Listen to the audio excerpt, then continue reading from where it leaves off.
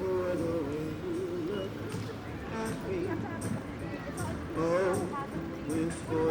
was definitely hard when we were all in the house together during quarantine. My husband and I were not working. My daughter, was doing online work.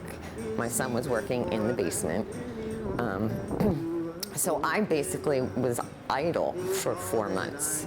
I spent most of the quarantine and most of the coronavirus pandemic living with my family, with my father, my mother, and my little sister, Sierra. And after a while, it became very difficult all living in the same household, not having that same space. And I say difficult, I mean more frustrating at times, more closed, and that led me to seek some other place to live, and I was fortunate enough to find some place with some friends that took me in and had a place for me to live. Definitely gained a bigger appreciation of my family, my friends, their value to myself and my value to them, and how we can support each other. My sister and I became very close during the quarantine, and to the point where now we're in constant conversation. We text, we call a lot more than I have ever with her. Going through those same struggles of living together during this crazy thing that's happening throughout the world. But at the same time, I definitely lost touch with some friends. While I was going through the everyday motions of the quarantine, wouldn't speak to the people outside of my little bubble. So while I gained a better relationship with my sister, sometimes I did lose some of those other friends by not calling them or not talking to them, because we kind of were all going through the same thing at the same time. We definitely spent a lot more time together. We were doing a lot more things together than we would, because we were each other's only friend during this. But yeah, so I mean, I think it was definitely nice to be back and be together all the time, because we hadn't been together for that long in a very, very long time. So it was definitely, brought back some memories from when we were kids. Me and Max maybe have a different outlook than my parents on some things. So I think us being there, as adults, having our own thoughts and emotions about things really kind of brought us all together, and they would say their side and we would say our side. And I think we all kind of not got to know each other better, but understood each other's emotions and feelings a lot better than we probably did before. It was really rough with all four of us here. There were some nights where I would be like, what the hell is going on? Like, we're gonna kill each other. But we worked it out. We as a family sat down one day and just really hashed everything out. And it was a hard conversation to have. But once we had that conversation and we realized where everyone was coming from and truly listening to what people were saying, it took us a while to get there, and it was kind of painful to have that conversation, but we got through it. My husband and I were not working. My daughter, was doing online work. My son was working in the basement. So I basically was idle for 4 months. I had nowhere to go. All my routines were gone. Couldn't work out. Didn't go to work. I was fired from my previous job in the beginning of March. I couldn't believe it. The first, when the owner of the company called me and we started talking, I was in shock. I could not believe I had worked for that company for a long time.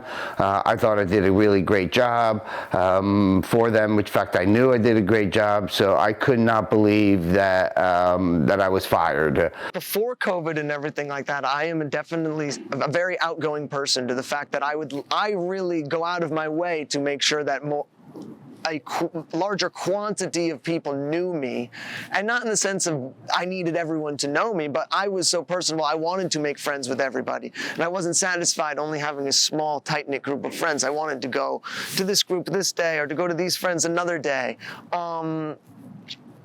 And in COVID, it made me realize that maybe that's not completely possible. And I did not have the ability to speak to all of those friends all the time and check up on them in the quality that I wanted to, meaning that I wasn't having quality conversations with all of my friends, and honestly, I wasn't having any quality conversations with my close ones either.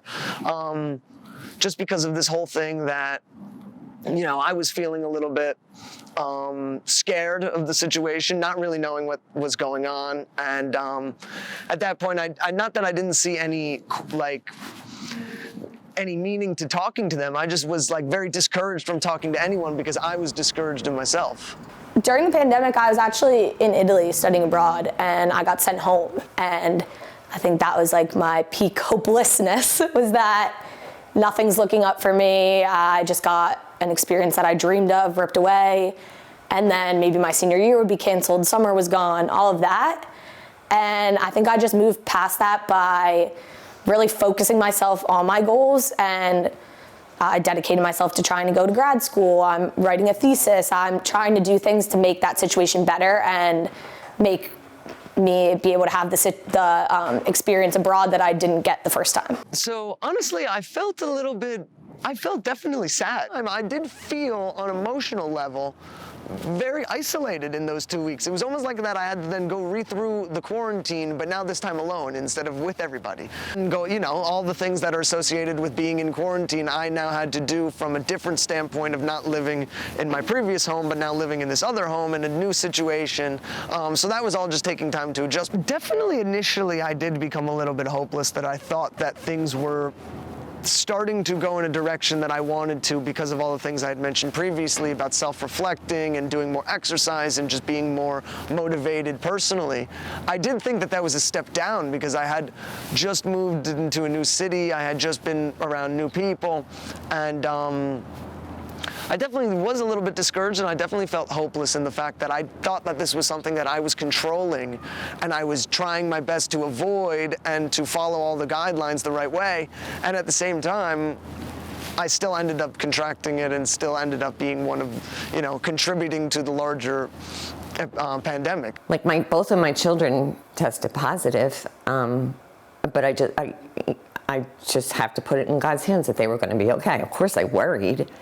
It's not like I wasn't in the back of my mind all the time. I became more self-reflective within the quarantine, within COVID. Before, I think I had graduated college, I had moved away, I had been on a certain pathway, and then came back from that lifestyle to my home in Burnsville, New Jersey, with no clear direction in life, no real plan. I didn't know what I wanted to do going forward. So of getting a job, I thought that I was going to be moving in a direction of being happier.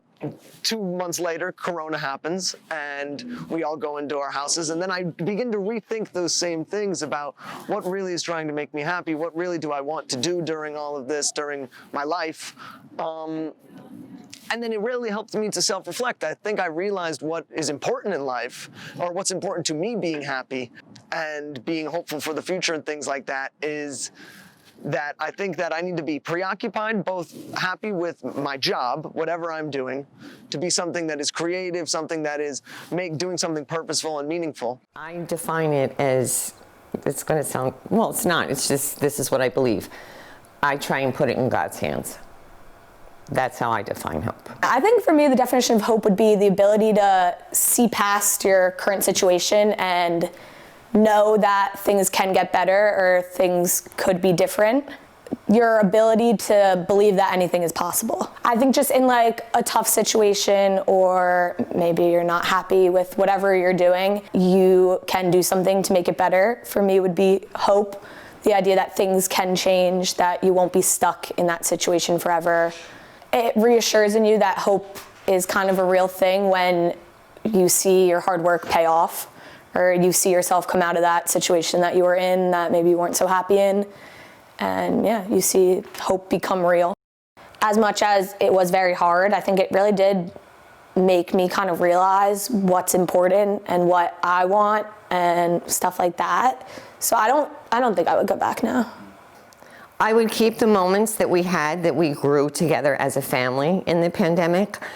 Again, I feel so badly for Sierra that she missed that opportunity, but I'm also grateful that they're healthy, that we got her back before the shutdown. Now I'm more of a self-aware person. I realize that other people's struggles internally are very important. Like, that they can happen at any moment sometimes. And just having that appreciation of being and realizing how vulnerable I was in the quarantine and during the coronavirus pandemic, and how isolated I felt and how hopeless I felt.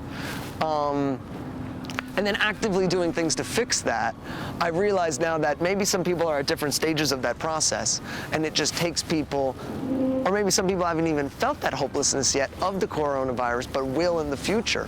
And taking all of that, I think it's taken out the positives that, okay, going forward, I can now recognize these signs so that I don't feel as hopeless in the future, and I can constantly train myself to be looking forward to the future, being hopeful, being more just pragmatic and more attentive to other people's feelings and things of that sort as well.